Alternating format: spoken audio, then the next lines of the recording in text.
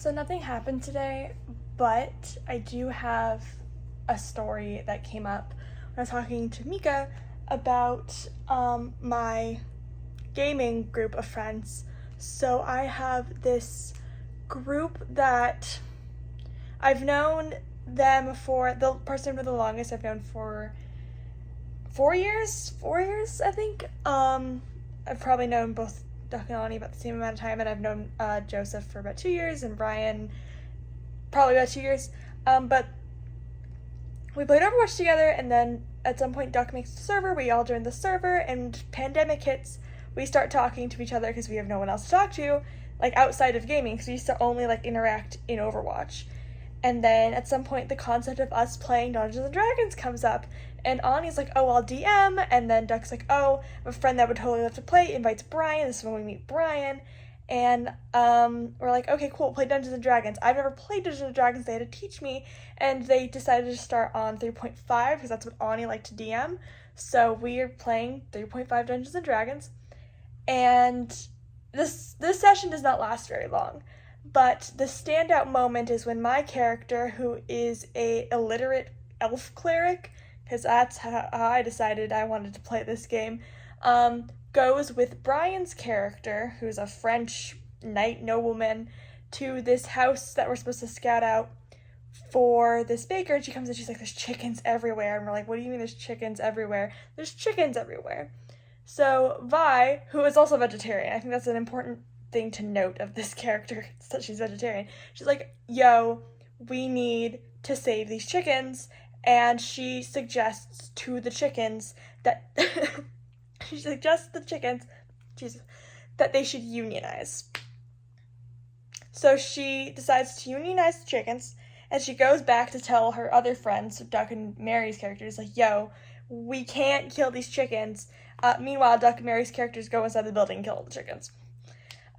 So the chicken union became a running joke for us. The session ends up kind of dying, but the chicken union, super fun. We ended up picking up D&D, this time in 5th edition, so we can play Curse of Strahd, this time run by Duck.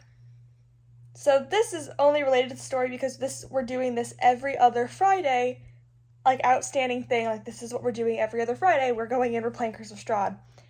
Super fun, but Ani goes out of the country. She goes back home to Finland for 2 weeks. So she's out of the country for 2 sessions because she's not going to be like back in time. Like she's going to leave for the first one and then she'll be back in time to play the second one, but she's going to be jet lagged to hell and back.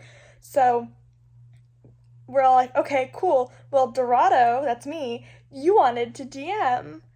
So you should DM a one shot for while Ani's gone." And I'm like, "Cool." And then I said, "Okay," and I brainstormed. I was like, "Hey, what if you guys kill a senator? And like, what if we name him like, I don't know, like Title Witch, first name McConnell, last name Witch, spelled differently. He's the CEO of Witch Witch." It's very silly. It's set in I called it Wichita, like Wichita. Set in like steampunk, like Kansas-esque thing, but like D&D. This is the weirdest thing I've ever come up with, but I had like a week or two to do it. Anyway, we're brainstorming your characters, and Duck goes, "What if I play I can't ever say this right, Arakakara, and he's a union leader, and what if Witch McConnell, title Witch, first name McConnell, the senator, is fiercely anti-union." I'm like, "Oh shit, this is perfect." So the entire session, like, I spend time like rolling every single like building we walk into.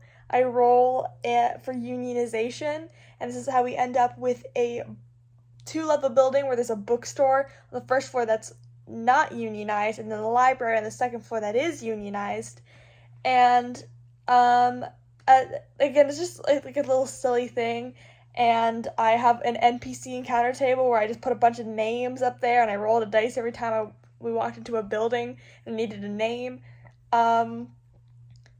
Duck's unionizing people. Brian's playing a goblin barbarian beauty queen named Kraj Minaj who kills her manager in the booth of a unionized Bullywugs from Dungeons and Daddies, because we all listen to Dungeons and Daddies, so I just threw that in there. It was unionized and they placed bets on the children, but don't worry, it was unionized. They get paid very well. That sounds very silly for people that don't listen to Dungeons and Daddies. And at some point, I give them the deck of daddy things to like a modified version with like not super terrible cards, but they do pull the card that like isekais them to Earth, and so they get transported to like real world Kansas, like real world Wichita, Kansas, and the card specifies that there is a like portal somewhere that's heavily guarded that they need to go, like, to get back to their real world. And I give them three options, like, you can either go to Washington, D.C. and finish the original plot of the movie. You can use the wish card, because they pulled every single card. You can use the wish card to go, like, to undo pulling the last card, which was the isekai card. Or I'll tell you with the Vizier card exactly where this portal is, or something. Like, they asked and I was like, I'll tell you where the portal is. And because I had joked that the one other location that I had named was Ark Anaheim, that the portal was actually going to be in the mouth of Monstro at the Storybook Canal Boats in Disneyland in Anaheim. We ended up just erasing the isekai card, which I think was the most boring option, but they did have like a crab mech that they could kill the witch title, first name McConnell, with. So that session was fun. We actually recorded it, and I might bully Brian into posting it somewhere, because it was just very, very funny. But that is the story of Assassination Vacation Unionization Simulation, the two-shot I ran while Ani was in Finland.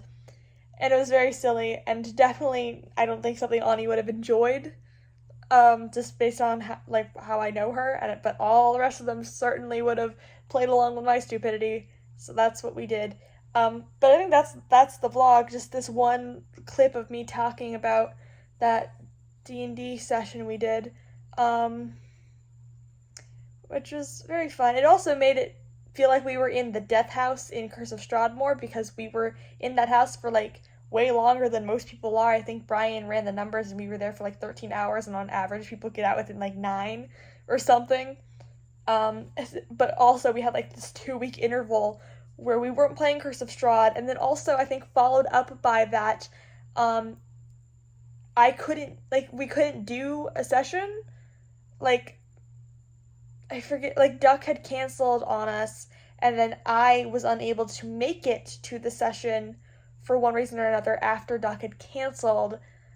I don't remember why I couldn't go, but, like, Duck had canceled, and then we just didn't play for, like, a week, so we had 3 weeks, which is a month and a half of not doing Curse of Strahd, so, very fun. But that's the story of the Chicken Union, very briefly. I'll see you tomorrow.